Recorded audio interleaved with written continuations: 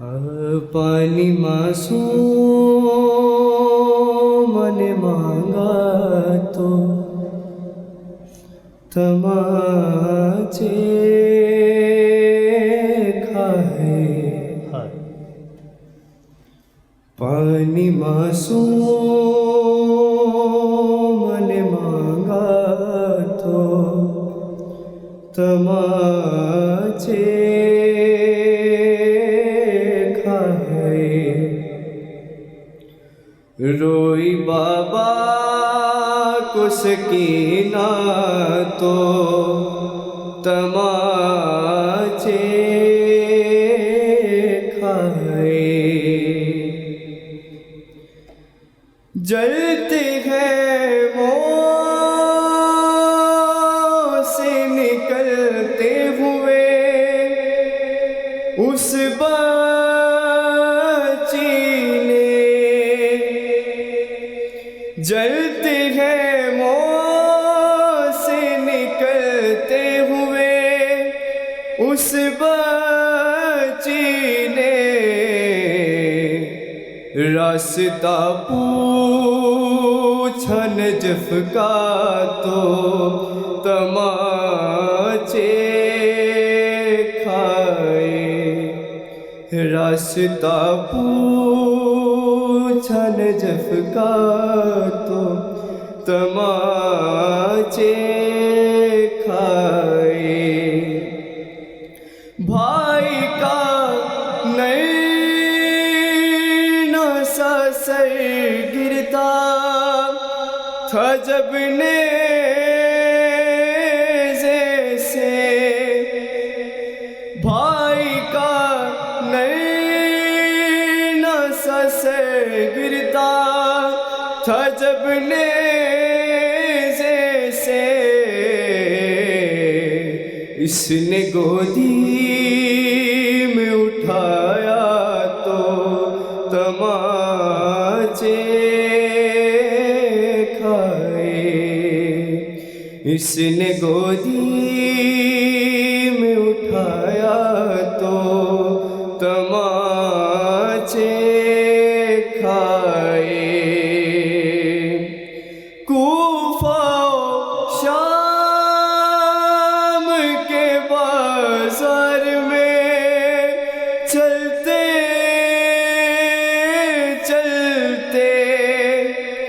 کوفہ و شام کے بازار میں چلتے چلتے تھک کے بیٹھی جو سکینہ تو تماچے کھائے، تھک کے بیٹھی جو سکینہ تو تماچے کھائے، پانی معصوم نے مانگا تو تماچے کھائے، روئی بابا سکینہ تو تماچے کھائے۔ سبحان اللہ سبحان اللہ۔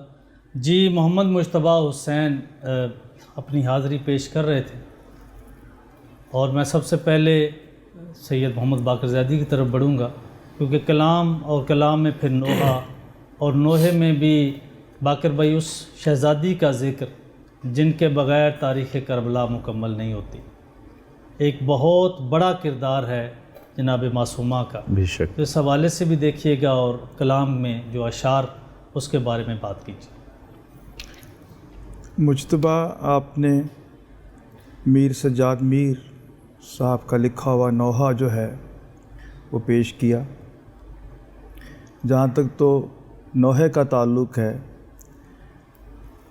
نوحہ یقیناً جو ہے وہ اپنی جگہ پر بہت ہی جو نوحے کی ضروریات تھیں وہ اس کو پورا کرتا ہوا مجھے دکھائی دیا، نوحے میں جو معاملہ ہے وہ یہ ہوتا ہے کہ نوحہ ایک سٹیٹمنٹل شاعری ہے.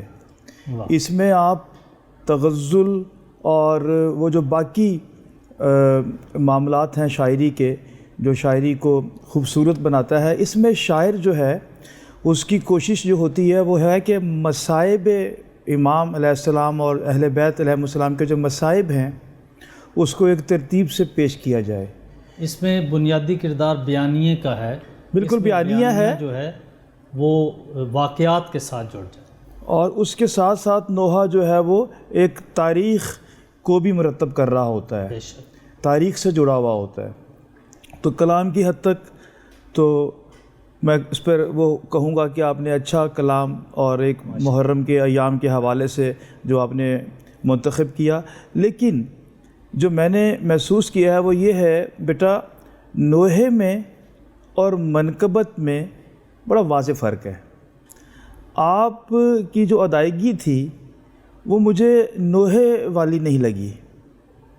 نوحے کی جو کیفیت بنائی جاتی ہے، شاعر تو اپنا کام کر چکا، شاعر نے تو وہ ایک کلام نوحہ کی شکل میں مرتب کر دیا. اب جو پڑھنے والا ہے وہ اس میں ان جذبات کو، لفظوں کے اندر جو جذبات ہیں ان کو ایکسپریشن کے ذریعے جو لانا تھا، مجھے ایسا لگا کہ اس میں آپ کو ابھی مزید محنت کی ضرورت ہے، اور آپ کو یہ فرق سمجھنے کی ضرورت ہے کہ منقبت کی ٹون اور اس کی ادائیگی کیا ہوتی ہے اور نوحے کی کیا ہوتی ہے. جی، کلام کے حوالے سے آپ نے دیکھا اور اس میں ظاہر کلام آپ نے ذکر بھی کر دیا. تو نوحہ باقر بھائی آپ جانتے ہیں کہ یہ مرثیے سے ایک نکلا ہوا حصہ ہے، اور اس کا تعلق مجموعی طور پہ غم کی کیفیت پیدا کرنا ہی ہے. تو آپ نے بڑا خوبصورت اس حوالے سے یہ آپ نے اظہار کر دیا. تو میں آگے بڑھوں گا جناب سید سبیب عابدی صاحب سے کہ آپ کیا رائے دیں گے.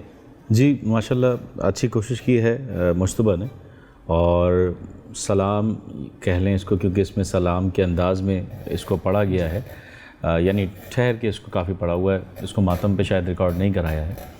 تو آپ نے اچھا پڑھا، لیکن وہی جیسے باقر بھائی نے بات کہی کہ جو پڑھنے کا انداز ہوتا ہے نا وہی بدل دیتا ہے چیز کو نا. اب وہ نوحہ، سلام، منقبت آپ کے پڑھنے کا انداز بھی بناتا ہے اس کو. آپ کے انداز میں وہ کیفیت نہیں تھی کہ جو اس کلام میں جو مصائب بیان ہوئے ہیں وہ کیفیت نہیں تھی. تو اس پہ خصوصی توجہ رکھیں کہ جب کوئی بھی کلام پڑھ رہے ہیں تو اس کلام کے مزاج کو دیکھیں، اس کلام میں کیا لکھا ہوا ہے. اس میں مصائب ہیں تو اس کو مصائبی انداز میں پڑھیں، اور اگر فضائل ہیں تو فضائلی انداز میں پڑھیں. دونوں چیزیں بڑی مختلف ہوتی ہیں. پھر کہوں گا کہ آپ نے جس انداز میں پڑھا، پانی معصوم نے مانگا تو تماچے کھائے. یہ چیز ایسے کچھ ہونا چاہیے کہ یہ جو تاثر آپ نے دیا، یہ آخر میں جو کھائے کا لفظ آپ نے جس انداز سے ادا کیا، اس نے اس کو نوحے والی شکل دے دی. بے شک ایسا ہی ہے. تو آپ کا پڑھنے کا انداز جو ہے نا وہ ایسا ہونا چاہیے کہ وہ بتائے کہ ہاں. اور دیکھیں جب آپ مصائبی کلام کوئی بھی پڑھتے ہیں نا تو اس کے اندر سب سے جو بنیادی چیز ہے وہ آپ کے پڑھنے کا انداز ہے. آپ کا آپ فیل کر کے پڑھیں گے تو سامنے والے پر اس کا اثر ہوگا. اگر آپ اسی کلام کو اور ذرا فیل کر کے پڑھتے، اس پروگرام کو آپ میرے حساب سے تھوڑا سا شاید آپ نے سوار کیا، اگر پروگرام کو سوار نہ کرتے، آپ اس کو ایسے ہی پڑھتے جیسے مجلسوں میں پڑھا جاتا ہے، تو یہاں کچھ اور ماحول ہوتا. کلام بہت اچھا ہی ہے. خیر بہرحال کوئی بات نہیں، آپ نے اچھی کوشش کری ہے، اور آنے والے وقت کے لیے آپ کے لیے یہ تمام تر باتیں میں سمجھتا ہوں کہ شاید فائدہ مند ہوں گی.